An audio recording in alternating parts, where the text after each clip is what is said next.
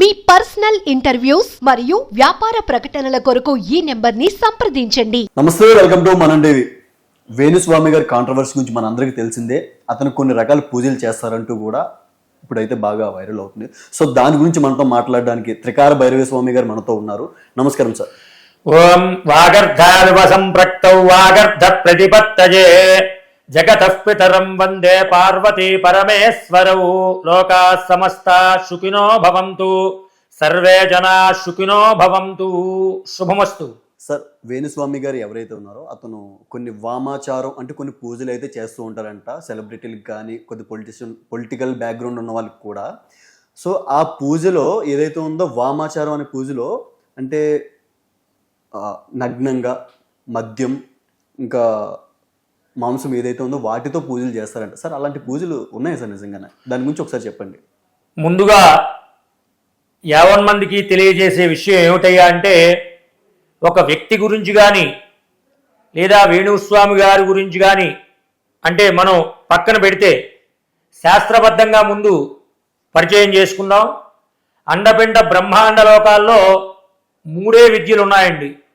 ఆ విద్యల్లో 1 మహావిద్య, 2 శాబరీ విద్య, 3 క్షుద్ర విద్య.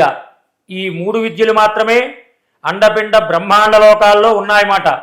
అయితే గడిచిన యుగాల్లో ఈ శాబరీ విద్య, క్షుద్ర విద్య బాగా వాడబడిందండి.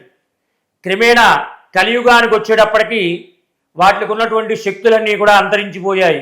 ప్రస్తుతం కలియుగంలో మహావిద్య మాత్రమే మనకి చక్కగా అంటే ఆది శంకరాచార్యులు వారు గురు పరంపర ఎవరైతే ఉన్నారో వారందరూ అనుసరించేది మహావిద్య. ఇదంతా కూడా దైవ సంబంధంగా మాత్రమే ఉంటుందండి. ఓకే సార్, అంటే వామాచారం అంటే ఆ విద్యకి వామాచారానికి ఏదైనా లింక్ ఉందంటారా? మహావిద్యకి వామాచారానికి ఎటువంటి పరిస్థితుల్లో కూడా సంబంధం లేదండి. ఓకే. ఈ వామాచార విద్య కూడా ఎక్కువగా మనం మాట్లాడుకుంటే ఉత్తర భారతదేశంలో ఎక్కువగా చేస్తూ ఉంటారు. అది కూడా వారికి తెలిసి తెలియని పరిజ్ఞానంతో చేస్తున్నారు. కలియుగంలో మాత్రం ఒక అనుసరించే తగ్గ పద్ధతి ఏదైనా ఉంటే అది మాత్రం మహావిద్య. అది కూడా దైవిక సంబంధంగా మాత్రమే ఆ పూజలు పునస్కారాలు అన్నీ కూడా ఉంటాయండి. మహావిద్య ఎట్లా చేస్తారు సార్? దానికి మహావిద్య అంటే ఇప్పుడు మనం దేవాలయానికి వెళ్తాం, అక్కడ శ్రీచక్రార్చన అంటారు. అంటే పంచోపచార పూజ, షోడశోపచార పూజ, చతుషష్ఠి యోగిని పూజ అని చెప్పి అవి దైవిక సంబంధంగా శాస్త్రాన్ని ఆధారంగా చేసుకుని అష్టాదశ పురాణాల్లో ఏ విధంగా చెప్పారో ఆ విధంగా మాత్రమే అవన్నీ అనుసరిస్తూ ఉంటారు. అది సాంప్రదాయం అండి. అంటే ఈ వామాచారం కూడా సాంప్రదాయంగానే వస్తుంది, ఆ శాస్త్రాల్లో కూడా ఉందంటూ కొంతమంది ప్రముఖులు అంటున్నారు. దాని గురించి ఏమంటారు? అది చాలా తప్పండి. వామాచారం అనేది ఎక్కడా కూడా శాస్త్రంలో ఏ ఋషి కానీ అలాగే ఎవరు కానీ ఏ మహనీయుడు కానీ దేంట్లో రచించలేదండి. దాన్ని కల్పితంగా చేసుకునే ఆధారంగా దాన్ని పుట్టిస్తూ చాలామంది అంటే పబ్లిక్ని పక్కదోవ పట్టిస్తున్నారు. అంతే తప్ప అటువంటి వామాచార పూజలు అనేవి చేస్తున్నారు. అవి చేస్తున్నారు కానీ వాటికి అంత శక్తి అనేది కలియుగంలో లేదండి. ఓకే. అంటే సార్ అంటే తెలుసు కదా చాలా మందికి యోగులకి, ఋషులకి, మునులకి వాళ్ళు కూడా చేస్తున్నారంట కదా. అంటే వాళ్ళకు కూడా తెలీదా ఈ విద్య గురించి? యోగులు, ఋషులు, సిద్ధులు అసలు వాటి జోలికి వెళ్ళరండి. వాళ్ళు ఎంతసేపు కూడా హిమాలయాల్లో ఉన్నవాళ్ళు ఎంతసేపు కూడా షట్చక్రాల ఆధారంగా అంటే మనిషికి 6 చక్రాలు ఉంటాయి. ఈ 6 చక్రాలని వాళ్ళు ప్రమాణంగా తీసుకుని ఓంకారాన్ని వాళ్ళు ఒక మూలమంత్ర బీజాక్షరంగా తీసుకుని వాళ్ళు అనుసరిస్తూ ఉంటారండి. వాళ్ళు ఎట్టి పరిస్థితుల్లో దీన్ని వాళ్ళ దగ్గరికి కూడా రానివ్వరండి వాళ్ళు. సార్, అంటే ఇప్పుడు అంటే చాలా ప్రముఖులే కూడా అంటున్నారు కదా, అంటే ఇట్లాంటి పూజలు ఉన్నాయి, దీనికి ఆల్రెడీ చేసి ప్రూవ్ అయిన వాళ్ళు కూడా ఉన్నారు, చాలా మంది ఈ పూజలు చేసుకొని బలపడిన వాళ్ళు కూడా ఉన్నారంటూ అంటున్నారు. మరి అది నిజం కాదా? అవి నేను చెప్తున్నాను కదండి, శాస్త్ర ప్రకారం అయితే శాస్త్రం దాన్ని సంపాదించదు ఎక్కడా కూడా. కాకపోతే అది నిజం కాకపోతే వాళ్ళకి అంత శక్తులు వచ్చేవి కాదు కదా. అది ఎక్కడా కూడా సమ్మతంగా లేదండి. అది చేస్తున్నారంటే అది వాళ్ళ వ్యక్తిగతం, దాని గురించి మనం విమర్శించవలసిన పనే లేదు. శాస్త్రబద్ధంగా అయితే మటుకి ఎట్టి పరిస్థితుల్లో ఈ యొక్క పూజలకి తావే లేదండి. సార్ మీరు పూజలు చేస్తున్నారు, వేణుస్వామి గారు కూడా పూజలు చేస్తున్నారు. మీరు చేసే పూజలకి అతను చేసే పూజలకి తేడా ఏమై ఉండొచ్చు? అంటే ఇక్కడ నేను వ్యక్తిని విమర్శించట్లేదండి. ఒక వ్యక్తి వేణుస్వామి గారిని నేను విమర్శించట్లేదు. నేను శాస్త్రాన్ని ఆధారంగా ఆదిశంకరాచార్యులు వారు మనకి ఒక ప్రమాణం ఇచ్చారండి. మనకి యజుర్వేదము, అలాగే ఋగ్వేదము, సామవేదము, అధర్వ వేదము అని చెప్పి 4 వేదాలు ఉన్నాయి. అలాగే జ్యోతిష్య శాస్త్రం ఉంది. ఇది కూడా పరాశర మహర్షి రాసేటండి ఆయన. ఆ పరాశర మహర్షి రాసిన జ్యోతిష్య ప్రకారం మనకి నవగ్రహాలు ఉంటాయి, అలాగే నక్షత్రాలు 27 నక్షత్రాలు ఉంటాయి, అలాగే 12 రాసులు ఉంటాయి, అలాగే 108 పాదాలు ఉంటాయి. దీన్ని ప్రమాణంగా తీసుకుని ఒక వ్యక్తి యొక్క జాతకాన్ని కొంతవరకు మనం అంచనా వేసి చెప్పవచ్చండి. పూర్తిగా మాత్రం మనం దాంట్లో వెళ్ళి ఇది ఇలా జరుగుతుంది అని మాత్రం ఎక్కడా కూడా మనం చెప్పేందుకు ఆస్కారం లేదండి. సాధ్యం కాదంటారు? అది సాధ్యపడదండి. మరి ఇతను ఎందుకంటే కలియుగంలో ఆ శాపం ఉందండి. జ్యోతిష శాస్త్రానికి శాపం ఉంది. అలాగే చెప్పాను కదండి 3 విద్యలని మనకి, శాబరీ విద్య, క్షుద్ర విద్య. ఇవి గడిచిన యుగాల్లో బాగా వాడుకలోకి వెళ్ళిపోయాయి. కానీ కలియుగానికి వచ్చేటప్పటికి వాటి శక్తులన్నీ కూడా తగ్గిపోయాయండి. అంటే ఇప్పుడు ఇంతకు ముందు వేణుస్వామి గారు ఎవరైతే ఉన్నారో నాగ చైతన్య సమంత విషయంలో కరెక్ట్గానే జరిగింది కదా, అంటే ఇప్పుడు కూడా కరెక్ట్గా జరుగుద్ది కదా అని ఆ ధైర్యంతో అతను చెప్పడం జరిగింది. దాని గురించి మీరేమంటారు? అది నేను చెప్తున్నాను కదండి. ఇప్పుడు వేణుస్వామి గారి గురించి నేను మాట్లాడట్లేదు, శాస్త్రం గురించి మాట్లాడుతున్నాను. ఇప్పుడు ఆయన చెప్పింది ఎక్కడా కూడా శాస్త్రబద్ధంగా ఆధారంగా లేదు. అలా అని ఆయన నేను విమర్శించట్లేదు. మన శాస్త్రం ఆధారంగా తీసుకుందాం.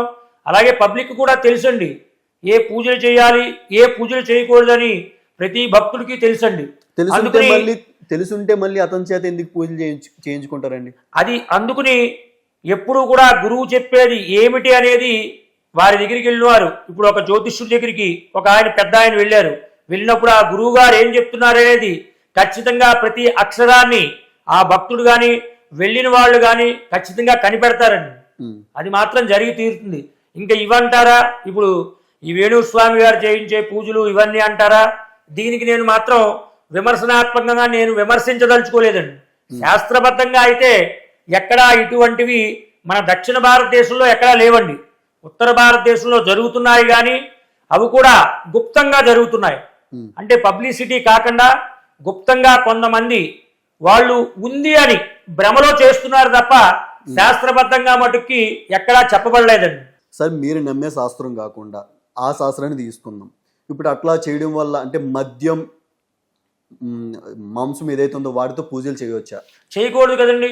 అంటే దేవుడికి నైవేద్యం కొంతమంది పెడతా ఉంటారు కదా, సో అట్లా చేయవచ్చా? అది అసలు ఎక్కడా కూడా ధర్మానికి విరుద్ధం అండి. అటువంటివి ఎక్కడా కూడా లేవు. అయితే కొంత ఆచారాలు ఉన్నాయండి. అవి కొన్ని రకాలైనటువంటి సాంప్రదాయాల్లో ఎక్కడో మరుగున పడిపోయిన ఆచారం అండి. అది దాన్ని మళ్ళీ మనం తిప్పి ఇప్పుడు తీసుకురావాల్సిన పని లేదు. అయితే నేను చెప్తున్నాను కదండి మీకు, శాస్త్ర ప్రమాణం ప్రకారం ఎక్కడా కూడా అష్టాదశ పురాణాల ప్రకారం మనం తీసుకున్నా, ఒక జ్యోతిష్య గ్రంథంలో తీసుకున్నా ఇలా చెయ్యాలి అని చెప్పి ఎక్కడా కూడా రాసి లేదండి. దయచేసి అటువంటివి ఎవరూ కూడా అనుసరించవద్దు. పబ్లిక్ చాలా జాగ్రత్తగా వ్యవహారం చేసుకోండి. శ్రమ ఏవ జయితే, ఎవరైతే శ్రమ చేసి కష్టపడతారో వాళ్ళే పైకి వస్తారండి. సార్ ఒక మీ ధర్మంలో కానీ చూసుకుంటే అంటే డేట్ ఆఫ్ బర్త్ ద్వారా కానీ పేరు ద్వారా కానీ జాతకం చెప్పే అవకాశం ఉందా? అంటే డేట్ ఆఫ్ బర్త్ ఆధారంగా తీసుకుని నక్షత్రాన్ని చూసి కొంతవరకు మనం చక్రాలు వేసి ప్రొడక్షన్ చేసి చెప్పవచ్చండి. కానీ ఇలాగే జరుగుతుంది అని దాన్ని మనం పిన్ పాయింట్లో మాత్రం చెప్పలేమండి. మారే అవకాశం కూడా ఉండొచ్చు అంటారు సార్? అయితే ఎక్కడ మారే అవకాశం? మనం ఒక ప్లాన్ అనుకుంటాం కదా, ఇట్లా జరిగే అవకాశం ఉంది, జరగకుండా కూడా ఉండొచ్చు అన్న విధంగా అవి మనం చెప్పలేమండి. కొంతవరకు వారికి మేలు కలిగే విషయాలు కొంతవరకు మనం ఒక దిక్సూచి లాంటిదండి. ఈ జ్యోతిష శాస్త్రం ఎలాంటిదంటే ఒక దిక్సూచి లాంటిది మాత్రం అండి. అందుకని ఎవరైనా సరే అనుసరించినప్పుడు మీరు దాన్ని అనుసరిస్తూ పూర్తిగా దాంట్లోకి వెళ్ళిపోకుండా ఏం చెప్పారో అవి తీసుకుంటూ తగు నిర్ణయాల ప్రకారం మీరు ఎదరికి వెళ్ళాలని చెప్పి పబ్లిక్కి మరీ సవినయంగా నేను విజ్ఞప్తి చేస్తున్నా. సార్ ఇవన్నీ పక్కన పెడితే రాజకీయ నాయకులు వాళ్ళు గెలవాలని ఇలాంటి పూజలు చేయించుకుంటారంట, నిజమేనండి? ఇవి అసత్య ప్రచారం అని నేను చెప్తానండి. ఎందుకంటే మనకి మహాచండీ యాగం ఉంది, అలాగే ఇంద్రుడు చేసినటువంటి రాజశ్యామల యాగం ఉంది. ఇవన్నీ కూడా జరుగుతున్నాయండి. అయితే వారిని ఆ రాజకీయ నాయకులు కానీ లేకపోతే ఒక సెలబ్రిటీస్ని కానీ వారి పేరుని అపఖ్యాతి పాలు చేయాలని కొంతమంది ఏం చేస్తూ ఉంటారంటే ఇటువంటి రూమర్స్ను సృష్టిస్తూ ఉంటారు. ఎటువంటి పరిస్థితుల్లో వారు నాకు తెలిసైతే వారు అటువంటి జోలికి ఎప్పుడూ కూడా వెళ్ళరండి. వాళ్ళు క్షేత్రాల్లో చేయించుకుంటారు, ఒక ఉజ్జయిని వెళ్ళి చేయించుకుంటారు, ఒక కాశీ వెళ్ళి చేయించుకుంటారు, ఒక జ్వాలాముఖి వెళ్ళి చేయించుకుంటారు తప్ప ఇలా గుప్తంగా వాళ్ళు ఎక్కడా కక్కుర్తిపడిన దాఖలాలు ఎప్పటి వరకు కూడా లేవండి. అంటే నేను ఒకటి విన్నాను సార్, అంటే ఒక పెద్ద పూజలో ఒకరిని నగ్నంగా పెట్టి పూజ చేశారు అన్నట్టు కూడా నేను విన్నాను. ఇవన్నీ చెప్తున్నాను కదండి, ఇవన్నీ రూమర్స్ అండి. వీటికి అసలు ఎటువంటి శక్తి లేదు. అది మనం విన్నా కూడా అటువంటి వాటిని మనం ఎటువంటి పరిస్థితుల్లో దాన్ని అసలు ప్రచారానికే తేకూడదండి. అవన్నీ చట్ట విరుద్ధమైనవండి. వెంటనే దానికి యాక్షన్ అనేది ఖచ్చితంగా తీసుకుంటారు, పోలీస్ శాఖ వారు తీసుకుంటారండి. సార్ ఇప్పుడు మీరు ఒకటి స్ట్రైట్గా ఒక పాయింట్ చెప్పండి, వేణుస్వామి గారు చేసే పూజలు నమ్మొచ్చా నమ్మకూడదా? నేను చెప్తున్నాను కదండి, ఇప్పుడు వేణుస్వామి గారి పూజల్ని పక్కన పెడితే శాస్త్రబద్ధంగా అయితే వాటికి ఆధారాలు లేవని మనం ఖచ్చితంగా చెప్పవచ్చు. అంటే ఇక శాస్త్రం గురించి మీలాంటి పండితులు తెలుస్తారు సార్, మాలాంటి వాళ్ళకి తెలియదు. ఇప్పుడు ఎప్పుడు సోషల్ మీడియాలో కనిపించేది ఎవరు వేణుస్వామి గారు లాంటి వాళ్ళు మాకు కనిపిస్తారు. సో మేము ఎవరు నమ్ముతాం? వాళ్ళే నమ్ముతాం. ఇప్పుడు అట్లాంటప్పుడు మీలాంటి వాళ్ళు ఎప్పుడో వచ్చి ఇలాంటి మంచి పాయింట్లు చెప్తారు, కానీ మీ దాన్ని వినేంతగా ఇప్పుడు సెలబ్రిటీలు టార్గెట్ చేసినప్పుడు మాత్రమే వాళ్ళు ఒక దృష్టి వాళ్ళ మీద పడుద్ది. సో వాళ్ళని టార్గెట్ చేసి వాళ్ళు అతను చెప్పారు కదా, అతను చెప్పింది నిజమని మేము నమ్ముతాం. సో మీలాంటి అందుకే సభాముఖంగా నేనేం చెప్తున్నానంటే ఈ రోజు నేను చెప్తున్నది ఏమిటయ్యా అంటే ఒక రామాయణాన్ని తీసుకోండి. మనిషి ఎలా జీవించాలో చెప్పింది రామాయణ మహాగ్రంథం. ఒక మహాభారతాన్ని తీసుకోండి, మనిషి ఎలా జీవించకూడదో ఎలా జాగ్రత్తగా ఉండాలో మహాభారతం చెప్పింది. అలాగే ఒక భగవద్గీత తీసుకోండి, ఎలా బ్రతకాలి, ఎలా జీవించాలి, ఎలా జీవింపజేయాలి, సాటి మనిషిని ఎలా మనం ఈ సంఘంలో మనం ఉండాలి, మన కుటుంబాన్ని ఎలా అభివృద్ధి చేసుకోవాలి, మనం సాంఘికంగా ఏం సేవ చేయాలి, మానవ సేవే మాధవ సేవ, అలాగే విశ్వశాంతికై మనం ఏమేమి నిర్ణయాలు తీసుకోవాలి, అసలు మనం భూమి మీదకి ఎందుకు వచ్చాం, ఏ పని చేయడానికి వచ్చాం, లోక కళ్యాణం ఎలా చేయాలి తెలియజేసేటటువంటి ఈ 3 గ్రంథాలని కూడా అందరూ ఫాలో అయితే కనుక అసలు ఈ ఇష్యూలే రావండి మనకి. అంటే మీరు అలాంటి పూజ చేయాల్సిన పని లేదంటారు అయితే? అసలు ఖచ్చితంగా లేవు. ఈ 3 గ్రంథాలు చాలండి. నేను చెప్పేది ఒకటే మాట, ఇప్పుడు వీళ్ళ దగ్గరికి వెళ్ళే వాళ్ళంతా ఎవరండి? పాపం తెలియని అమాయకులు వెళ్తూ ఉంటారు. ఈ ప్రొఫెసర్లు కానీ ఒక ఫిలాసఫీ ఫాలో చేసే వాళ్ళు ఎవరు కూడా వీటి జోలికే వెళ్ళరండి. కలియుగంలో కృషితో నాస్తి దుర్భిక్షం. మనం ఎంత శ్రమ చేస్తే శ్రమ మన ఆయుధం అయితే విజయం మన బానిస అవుతుందండి. శ్రమ చేసుకోవాలి చక్కగా. అంటే జ్యోతిష్యాన్ని నమ్మవద్దు అని నేను చెప్పట్లేదండి, దాన్ని ప్రమాణంగా మాత్రమే తీసుకోవాలి. కష్టపడాలి, మనిషి కష్టపడితే కానీ ఏ పనికి కూడా అక్కడ మనకి విలువ లేకుండా అయిపోతుందండి. అందుకని మెయిన్ ఫిలాసఫీని ఫాలో అవ్వాలి. ఆ ఫిలాసఫీ ప్రకారం వెళ్ళి ఎక్కువ పబ్లిక్కి చెప్పేది ఏంటంటే మీరు భగవద్గీతను బాగా చదవండి, రామాయణాన్ని అర్థం చేసుకోండి, మహాభారతాన్ని అర్థం చేసుకోండి. దైవికంగా రోజు స్నానం చేసి ఉదయాన్నే దేవాలయానికి వెళ్ళండి, ఆంజనేయ స్వామి దేవాలయానికి వెళ్ళండి. అక్కడ చక్కగా ఆంజనేయ స్వామి పూజ చేయించుకోండి, హనుమంతుడు పూజ చేయండి, అమ్మవారి దేవాలయానికి వెళ్ళండి, వెంకటేశ్వర స్వామి దేవాలయానికి వెళ్ళండి. ఆయనతో చెప్పుకోండి మీ బాధలు, దండం పెట్టుకుని అక్కడి నుంచి వచ్చేసేయండి. ఇంక ఇవన్నీ రావు కదండి. సార్ మీ దగ్గరికి వచ్చే వాళ్ళకి మీరు చెప్పే జాతకాలు ఏంటి సార్? అంటే ఎలాంటి పూజలు చేస్తారు మీరు? అంటే మేము ఇక్కడ పూజా సంబంధంగా మేము ఎప్పుడూ కూడా మీరు యజ్ఞం చేయించుకోండి, ఈ హోమం చేయించుకోండి అని చెప్పిన దాఖలాలు ఇప్పటివరకు లేదండి. అయ్యా మీరు చెయ్యండి, భగవంతుడి మీద భారం వేయండి, అదిగో అమ్మవారు అక్కడ ఉంది, దర్శనం చేసుకోండి, ఈ తగు జాగ్రత్త తీసుకోండి, ఈ ఉపవాసాన్ని పాటించండి, ఈ దానం ఇవ్వండి, ఈ రకంగా మీరు వర్తిస్తే మీరు చక్కగా జీవితం బాగుపడుతుందని చెప్తాను తప్ప ఈ పూజలు చేయించుకోండి, ఈ పూజలు చేయించుకుంటే రాత్రి మీరు దొరబాబు అవుతారు, లేకపోతే మీరు ఎలక్షన్లో నెగ్గుతారని చెప్పి ఎక్కడా కూడా దాఖలాలు లేవండి. హోమాలు కూడా అంతే అంటారు? అది శాస్త్రబద్ధంగానే లేదండి. హోమాలు కూడా అంతే. ఒక కేరళ వెళ్తే వాళ్ళు నిజంగా అంటే మీ గురించి తెలుసుకోవాల్సిన నాడీ గ్రంథాలు ఉంటాయి. ఒకవేళ తమిళనాడు వెళ్ళినా కూడా వాళ్ళు మీ గురించి ఏ సత్యం ఉన్నా కూడా వారు ఏం చేస్తారంటే నాలుగు మడత పెడతారు. అంటే ఆ సత్యాన్ని మీకు చెప్పరండి, నిజాన్ని దాచమని ఉంది అక్కడ.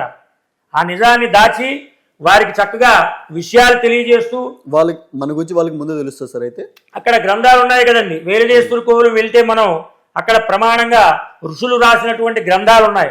అక్కడికి వెళ్ళి మన థంబ్ ఇంప్రెస్ అంటే మన బొటనవేలు యొక్క ముద్ర వారికి ఇస్తే అక్కడ 3 రాత్రులు నిద్ర చేసిన తర్వాత మీకు సంబంధించిన గ్రంథం పట్టుకొచ్చి ఆ గ్రంథంలో తాత ముత్తాతలు ఎవరు, మీ వంశ చరిత్ర ఏంటి, మీ ఆయుష్ ప్రమాణం ఎంత అంతా దాంట్లో చెప్పుకొస్తారండి. ఇప్పటికీ అది వరల్డ్ ఫేమస్ కదండి, వేల్లేశ్వర కోవిల్ అని చెప్పి తమిళనాడులో ఉంది. అవును, విన్నాం. అదేంటంటే శాస్త్రం అన్నది. దాంట్లో ఇలా పూజలు చేయించుకో, ఈ పూజలు చేయించు, మద్యంతో చెయ్యనది అది ఉండదండి. ఋషులు ఎప్పుడో రాశారు దీని గురించి. మనకి సప్తమహర్షులు ఉన్నారండి, వాళ్ళు ఎప్పుడో ఈ శాస్త్రాలని కూడా రాశారు స్వామి.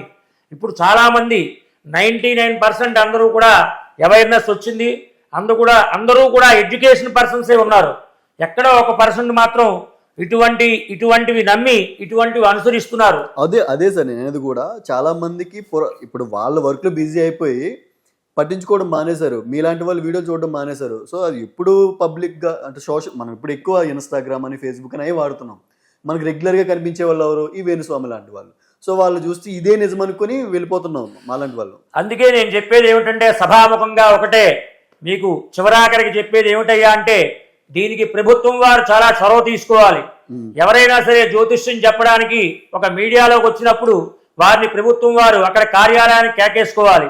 అసలు వీరి జ్యోతిష్యం మీద ఏం నేర్చుకున్నారు, ఒక కోర్సు నేర్చుకున్నారా అని చెప్పి వారు పరీక్ష చేసి ఒక సర్టిఫికెట్ ఆధారంగా ఇవ్వాలి. తెలంగాణ రాష్ట్రంలో నువ్వు జ్యోతిష్యం చెప్పుకోవచ్చు, మీకు అనుమతి ఇచ్చామని చెప్పి దేవాదాయ శాఖ వారు కానీ లేదా ఇతరత్ర ఇప్పుడు ఉన్నటువంటి సీఎం రేవంత్ రెడ్డి గారు ప్రత్యేకంగా ఒక శాఖ పెట్టి వారిని నియమించిన తర్వాత ఆ సర్టిఫికెట్ ఆధారంగా వారు చెప్పుకుంటే భక్తులు కూడా అడగాలి, ప్రభుత్వం వారు మీకు సర్టిఫికెట్ ఇచ్చారా, మీ దగ్గర మేము చెప్పుకుంటాం అని చెప్పి. అది శాస్త్ర సమ్మతం అండి. అలా ఖచ్చితంగా చేసి తీరాలి స్వామి. లేకపోతే ప్రత్యేకంగా నేను వేణుస్వామి గురించి నేను మాట్లాడట్లేదు. ఖచ్చితంగా ప్రభుత్వం వారు చొరవ తీసుకోవాలి. ఇప్పుడు ఈ రోజు నేను సభాముఖంగా మాట్లాడుతానంటే తెలంగాణ రాష్ట్రంలో, ఆంధ్ర రాష్ట్రంలో ఒక సర్టిఫికెట్ ఉంది నాకు. అంటే వేద పండితులు, జ్యోతిష పండితులు నా పక్కన కూర్చుని, నానా నువ్వేం నేర్చుకున్నావు, మన నక్షత్రాలెన్ని, రాసులెన్ని, కృత్తికా నక్షత్రం ఏం నడుస్తోంది, ఏ దశకి ఏం నడుస్తోంది అని చెప్పి వాళ్ళు అడిగితే వాళ్ళకి నేను సమాధానం చెప్పి పరీక్షలో పాస్ అయిన తర్వాత వాళ్ళకు సర్టిఫికెట్ ఇస్తారు. అయ్యా మీరు చెప్పుకోవచ్చు, మీకు మేము ప్రభుత్వ సమ్మతంగా ఒక ధ్రువపత్రం ఇస్తున్నామని చెప్పి. అప్పుడు కానీ చెప్పుకుందికి వీలు లేకుండా ఎవరు చేయాలని కట్టుబాటు ప్రభుత్వం వారు నిర్ణయం తీసుకోవాలి. దయచేసి ప్రభుత్వం వారికి ఈ మనవి చేస్తున్నా. ఎందుకంటే చాలా మంది మోసపోతారు. ఇప్పుడు మొన్న కూడా వచ్చారు సార్, రాళ్ళని, రంగురాళ్ళని, ఇంకా జాతకం జస్ట్ ఈ రేఖలు చూసి జాతకం చెప్తామని, కళ్ళు చూసి జాతకం చెప్తామని, ఇవన్నీ కూడా దయచేసి అసత్య ప్రచారాలండి.